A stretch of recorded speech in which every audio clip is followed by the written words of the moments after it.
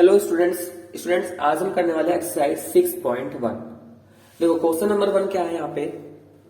Exercise 6.1 question number 1 में given है identify which of the following expression are polynomials if the expression is not a polynomial then explain with reason, कि इनमें से कौन सा polynomial है या नहीं और अगर नहीं है तो एक्सप्लेन करो। तो देखो जैसे यहाँ पे पहला पार्ट दे रखा है x minus 2y plus 3xy।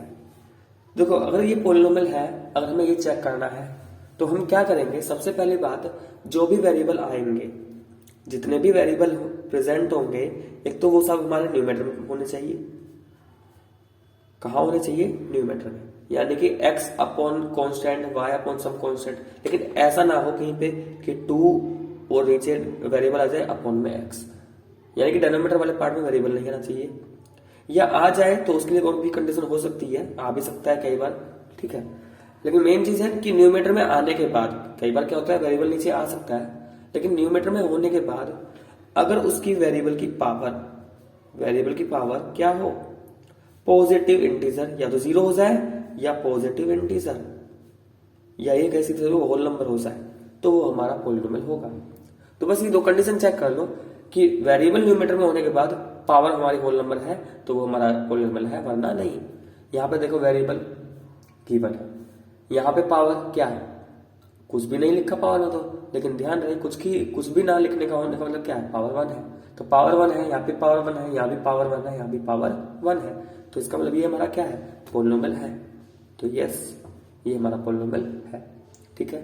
अब सेकंड पार्ट है, जैसे यहाँ पे बी पार्ट में क्या लिखा है, L square plus M square plus N square plus 2LM। यहाँ पे भी ध्यान से देखो, जो भी वेरिएबल आ रहे हैं उन सब की पावर क्या है, होल नंबर है ना, 2 2 2, L की पावर 1 M की पावर 1, तो ये भी हमारा क्या है, पोलिनोमियल है, ठीक है। सी पार्ट पे आ जाओ। सी पार्ट में क्या गिवन है, C part root of 7x³ plus 7x² minus 9x plus 8। क्या गिवन है यहाँ पे, देखो अब यहाँ पे स्क्वायर रूट आ रहा है, इससे कोई दिक्कत नहीं।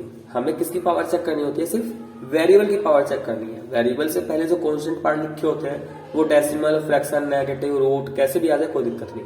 वेरिएबल यहाँ पे ये रहा, पावर क्या है, होल नंबर। एक्स पावर क्या है, होल नंबर। एक्स पावर क्या है, होल नंबर 1 है, इसका मतलब होल नंबर, तो ये भी क्या है, पोलिनोमियल है। डी वाले पार्ट देखो, डी वाले पार्ट में गिवन है 6x4 plus 8x³ minus 9 root x plus 8। अब यहां पर देखो इसको अगर मैं देखो दूसरे तरीके से लिखूं, इसको ऐसे लिख सकते हैं, x की पावर 4 8x³ माइनस 9। देखो रूट x का मतलब क्या होता है, ध्यान रखना, रूट का मतलब होता है पावर जो है वेरिएबल की हाफ है, यानी कि जो भी रूट के अंदर है। रूट x का मतलब होता है कि जो भी रूट के अंदर है उसकी पावर 1/2 है। तो ये रूट x का मतलब यहाँ पे x की पावर हाफ है प्लस 8। अब अगर मैं बोलूं कि इस वाले पोलिनोमियल में क्या वेरिएबल की पावर, या एल्जेब्रिक एक्सप्रेशन में क्या वेरिएबल की पावर, इस वाले पोलिनोमियल में क्या वेरिएबल की पावर होल नंबर है। स्टार्टिंग से चेक करते हैं, यहाँ पे वेरिएबल की पावर 4 होल नंबर, यहाँ पे वेरिएबल की पावर 3 होल नंबर, लेकिन यहाँ पे वेरिएबल की पावर 1/2। क्या 1/2 होल नंबर? नहीं, इसका मतलब ये पोलिनोमियल नहीं है। लेकिन ये एल्जेब्रिक एक्सप्रेशन जरूर है। ये सिर्फ किसमें चेक करना होता है, पावर, होल नंबर, जब हमें ये पता करना हो पोलिनोमियल है कि नहीं। तो इसका अलावा हम एक शब्द में ये भी कह सकते हैं कि जितने भी पोलिनोमियल्स हैं वो तो हमारे एल्जेब्रिक एक्सप्रेशन होंगे, लेकिन एल्जेब्रिक एक्सप्रेशन पोलिनोमियल हो या ना हो ये कह नहीं सकते, वो देख के बता सकते हैं। जैसे ये एल्जेब्रिक एक्सप्रेशन तो है लेकिन पोलिनोमियल नहीं बन पा रहा। अच्छा, रीजन क्या हो जाएगा? रीजन ये है कि इस टर्म में जो है ना, एक्स की पावर क्या है, पावर ऑफ एक्स इज 1/2, और ये 1/2 क्या है, ये 1/2 होल नंबर नहीं है, इसलिए हमारा पोलिनोमियल नहीं हुआ। क्वेश्चन नंबर 1 क्लियर हो गया। सेकंड आता है, देखो क्वेश्चन नंबर 2। क्वेश्चन नंबर 2 में क्या है, right the degree of each of the following polynomial. Question number 2 में 4 पार्ट में गिवन है और हमसे बोला गया है डिग्री फाइंड करने के लिए। देखो डिग्री अभी बताया था इंट्रोडक्शन में, डिग्री क्या होती है, जो भी वेरिएबल आ रहे हैं टर्म के अंदर जितने भी वेरिएबल आ रहे हैं उन सभी की पावर को ऐड करो और जो हाईएस्ट पावर निकल के आएगी वो हमारा डिग्री। अब देखा जाए यहाँ पे तो एक सिंगल टर्म ही है, लेकिन सिंगल टर्म है तो पावर तो चेक करेंगे। एक्स की पावर क्या है, अगर मैं डिग्री निकालना, क्योंकि दो वेरिएबल है ना तो सभी की पावर का सम लेना पड़ेगा। एक्स की पावर 3, वाई की पावर 1, टोटल पावर 4। इसका मतलब इस वाले पोलिनोमियल के लिए डिग्री कितना 4। ठीक है, सेकंड वाले उसमें आ जाए पार्ट में। सेकंड पार्ट में गिवन है 5y6 माइनस 7y² प्लस 6। अब ये देखा जाए यहाँ पे वन वेरिएबल में है पोलिनोमियल, वन वेरिएबल में है तो y की हाईएस्ट पावर भी हमें क्या नजर आ रही है, 6 नजर आ रही है। तो बस यही क्या है हमारी डिग्री। तो सिर्फ वेरिएबल की हाईएस्ट पावर देखनी है। अगर वन वेरिएबल है सीधे सीधे निकल के आ जाएगा। टू वेरिएबल है तो हर एक टर्म के वेरिएबल की पावर को ऐड करना होगा और उनमें से जो ज्यादा होगी वही हमारी डिग्री बन जाएगी। अब जैसे सी वाला पार्ट है, अब सी वाले पार्ट तो 7 है, ये तो कांस्टेंट पार्ट है।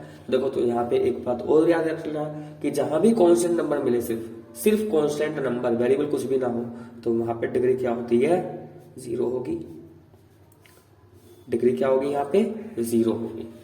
क्यों होगी 0? क्योंकि 7 को अगर मैं वेरिएबल टर्म में लिखूं 7x, ये तो मैंने चेंज कर दिया, लेकिन इसकी पावर 0 लगा दो, ये भी वैल्यू 7 ही देखा, यानी कि दोनों बराबर ही है, लेकिन वेरिएबल की पावर क्या निकल के है 0। अच्छा कोई कहे सर हम यहाँ पे x क्यों लिया, कोई दिक्कत नहीं, कोई अदर वेरिएबल लेके देख लो। वेरिएबल से क्या फर्क पड़ता है, सिर्फ हमें क्या चेक करनी है वेरिएबल की पावर से। 7/0 लिखोगे, पावर क्या 0। अब एक ही टर्म है तो यही हाईएस्ट है इसके लिए, तो डिग्री क्या 0। तो कोई भी कांस्टेंट नंबर आए उसकी डिग्री सीधे सीधे 0 लिख दो, लेकिन उसमें भी एक एक्सेप्शनल केस है 0। कांस्टेंट नंबर तो 0 भी है, 0 के लिए डिग्री नॉट डिफाइंड होगा। 0 के लिए डिग्री नॉट डिफाइंड होता है, याद रखना। अब किसी को इसमें भी दिक्कत है कि नॉट डिफाइंड ही क्यों होता है, वो भी मैं एक्सप्लेन कर दे रहा हूं साथ साथ। 0 को मैं ऐसे लिख सकता हूं क्या, 0 × x की पावर 2 लिख सकते हो सर, बिल्कुल ठीक बात है, क्योंकि भाई 0 को किसी से भी मल्टीप्लाई करो 0 ही आएगा। तो क्या 0 को ऐसे भी लिख सकता हूं 0 × x की पावर 6, ये भी ठीक है। तो ऐसे तो 0 को कई तरीके से लिखा जा सकता है, और देखा जाए तो वेरिएबल की अलग अलग पावर आ रही है। इसका मतलब इस तरीके से इनफाइनाइट पावर आ सकती है, 1 भी हो सकता है, 2 भी हो सकता है, 3, 4, 5, 6, 7, 8, 9, 10 कुछ भी हो सकता है। तो क्या एक पर्टिकुलर पावर निकल के आई, एक पर्टिकुलर पावर नहीं बता पाए ना, इसलिए बोला जाता है नॉट डिफाइंड, कि डिफाइन नहीं कर सकते, वो कुछ भी हो सकता है, इसलिए 0 की डिग्री नॉट डिफाइंड है। लेकिन अगर कांस्टेंट नंबर अदर देन 0 है, एक ही तरीका है लिखने का, वेरिएबल की पावर 0 बस। यहाँ पे हम अदर पावर लेंगे तो फिर तो ये जो एक्सप्रेशन है ये चेंज ही हो जाएगा, ठीक है। तो 0 के लिए डिग्री नॉट डिफाइन होगी, और कांस्टेंट नंबर अदर देन 0 कुछ भी हो, या ये कहे नॉन 0 नंबर, उसका डिग्री 0 होगा, ठीक। ई वाले पार्ट में आ जाओ। ई वाला पार्ट क्या है, -11 है, सिंगल टर्म है, वेरिएबल ए है, और ए है, पावर कुछ भी नहीं है, कुछ भी ना होने का मतलब क्या है, तो डिग्री क्या 1, डिग्री क्या हो जाएगी 1 हो जाएगी, ठीक है। नेक्स्ट क्वेश्चन नंबर 3 में आते हैं। इसमें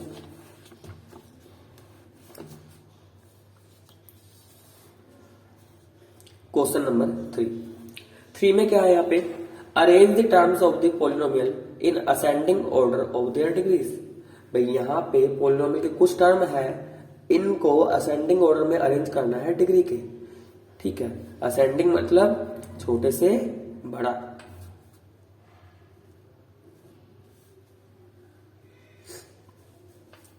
देखो जैसे माइनस का 16ab plus 5a² minus 3b² -1। देखो यहाँ पे ये जो डिग्री बोल रहा है ना, ये इस पोलिनोमियल की नहीं बोल रहा, ये जो इसमें जैसे 4 टर्म आ रही है, तो 4 टर्म है तो चारों का कुछ ना कुछ डिग्री, कुछ ना कुछ पावर अलग अलग होगा, तो उस पावर को मैं एक तरीके से असेंडिंग ऑर्डर में लिखना है।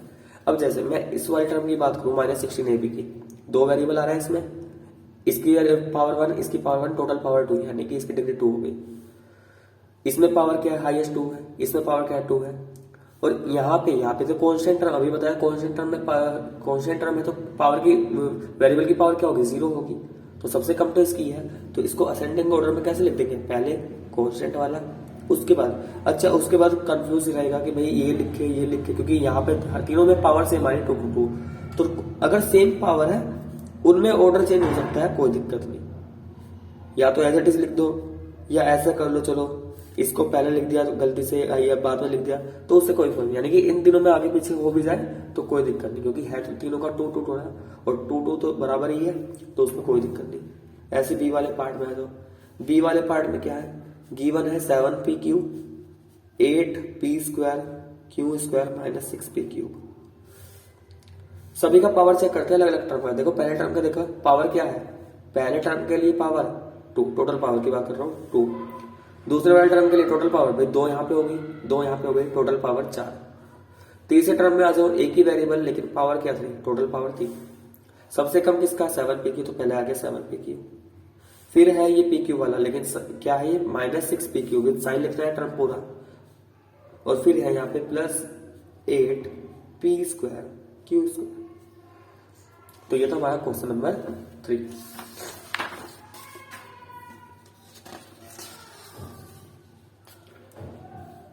नेक्स्ट क्वेश्चन नंबर 4 देखो, इसमें क्वेश्चन नंबर 4 में लिखा है identify the terms and their coefficient for each of the following expression.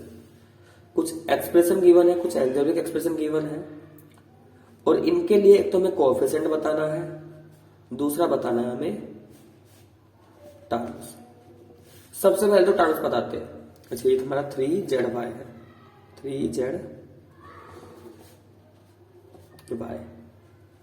ये माइनस में टर्म्स क्या क्या होगी, 2 टर्म यहां पे नजर आ रही है भाई, एक तो 5x y z² ये हो गई, दूसरी टर्म में -3zy। और आगे पूछा है कि इनका जो कोएफिशिएंट है वो भी बता दो, तो इनके कोएफिशिएंट की भी बात कर लेते हैं। कोएफिशिएंट अगर इस टर्म की बात की जाए तो इसका कोएफिशिएंट क्या हो जाएगा। अब देखो जब पूरे टर्म का कोएफिशिएंट बोला जाए, इसका मतलब होता है कि वहां पे जो कांस्टेंट पार्ट आ रहा है वेरिएबल से पहले जो कांस्टेंट पार्ट है हमें सिर्फ वो बताना होता है। अगर ऐसे पूछता कि कोएफिशिएंट ऑफ x बताना है, फिर क्या करते, फिर x को छोड़कर जो पूरा बचता वो लिख देते। लेकिन अभी बोला है इस टर्म का ही कोएफिशिएंट बताना है, तो टर्म के कोएफिशिएंट से मतलब क्या होता है कि जो कांस्टेंट पार्ट है वो, तो कांस्टेंट पार्ट क्या है 5, तो कोएफिशिएंट ऑफ 5xyz² क्या हो जाएगा 5। लेकिन -3zy का कोएफिशिएंट क्या हो जाएगा, तो वेरिएबल वाला पार्ट पूरा हटा दो, बाकी जो कांस्टेंट पार्ट विद साइन वो हमारा किसमें चला जाएगा, कोएफिशिएंट में। अब इसी तरीके से बी वाला पार्ट जैसे यहाँ पे गिवन है x/2 + y/2 - xy, ठीक है। टर्म्स अगर देखा जाए 3 टर्म है यहाँ पे टर्म्स, पहला टर्म x/2, दूसरा टर्म y/2 और तीसरा टर्म यहाँ पे माइनस का xy।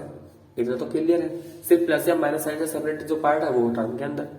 अब कोएफिशिएंट कैसे बताएंगे, जैसे सबसे पहले बताना है यहाँ पे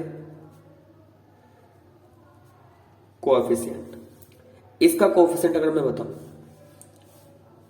किस वाले टर्म का, फर्स्ट टर्म का, वेरिएबल पार्ट हटा के जो भी कांस्टेंट पार्ट बचेगा वो कोएफिशिएंट। अब देखो वेरिएबल पार्ट अगर न्यूमरेटर से हटाऊंगा तो न्यूमरेटर में क्या बचेगा, 1 तो बचेगा है ना, क्योंकि 1 तो सबके मल्टीप्लाई में। तो कोएफिशिएंट क्या आएगा यहाँ पे, इसका जो कोएफिशिएंट आएगा 1/2। इसका कोएफिशिएंट क्या आ जाएगा भाई, ये y/2 है। अब क्योंकि वेरिएबल न्यूमरेटर में है, y का मतलब यही तो है y × 1, तो इसका कोएफिशिएंट क्या 1/2। इसका कोएफिशिएंट क्या -1, तो ये हो गए हमारे कोएफिशिएंट, ठीक है। नेक्स्ट क्वेश्चन नंबर 4 का ही यहाँ पे सी पार्ट है। सी पार्ट में गिवन है 0.3a -0.6ab + 0.5b + 0.7। टर्म कौन कौन सी है, 4 टर्म हमें गिवन है, टर्म तो हमें नजर आ रही है 4 टर्म, कौन कौन सी, 0.3 है, दूसरा है 0.6ab, तीसरा है 0. अच्छा यहाँ पे माइनस आएगा, टर्म विद साइन लिखा जाता है, ठीक है। प्लस है तो साइन लिखने की जरूरत नहीं होगी, लेकिन माइनस तो साइन तो लगाना पड़ेगा। ये 4 टर्म तो मैंने लिख दी। अब आगे इसके कोएफिशिएंट की भी तो बात चल रही थी कि हमें कोएफिशिएंट भी तो बताना है इनका, ठीक है। तो इस टर्म के लिए कोएफिशिएंट क्या हो जाएगा, इस वाले टर्म के लिए कोफिशिएंट क्या हो जाएगा, वेरिएबल पार्ट को छोड़ के जो भी बचा वही कोफिशिएंट 0.3। इस टर्म का कोफिशिएंट क्या हो जाएगा, -0.6। इस टर्म का कोफिशिएंट क्या हो जाएगा, 0.5। और ये कांस्टेंट टर्म है और कांस्टेंट टर्म का कोफिशिएंट कुछ नहीं होगा।